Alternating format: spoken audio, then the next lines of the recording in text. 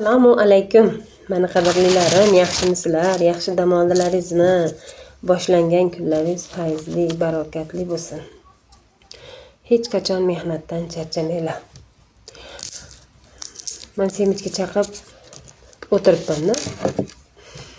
Oldin biz semichga chaqsak, semichga kamroq chaq, semichga yer yong'oqda mana yuzga husnbuzarlar toshadi deb shuna deyishardi.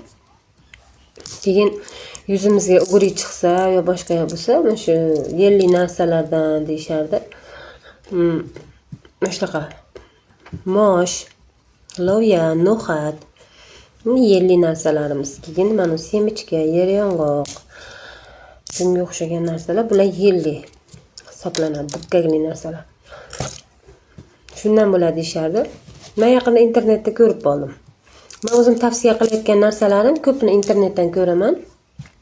Sizlarga tavsiya beraman. Semichka birinchi o'rinda asabni tinchlantirar ekan. Keyin semichka yuzni tiniq qilar ekan. Qay darajada to'g'ri deb o'ylaysizlar? Masalan, buni ko'p joylarda shevada pista deyishadi. Biz semichka deymiz. Bizda pista boshqa. Hannon pista deb. Hannon pista boshqa. Buni semichka deymiz. Shunaqa. O'rtoqlar, bu nafaqat asabni tinchlantirib, balki yuzlarimizni tiniq, chiroyli qilib berar ekan semichka.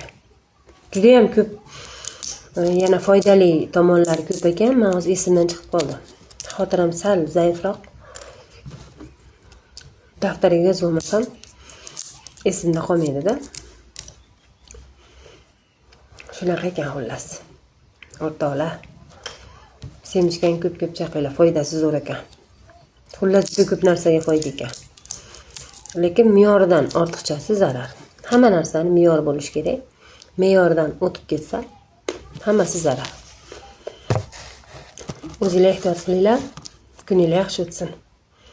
Sizlarni hurmat qilaman.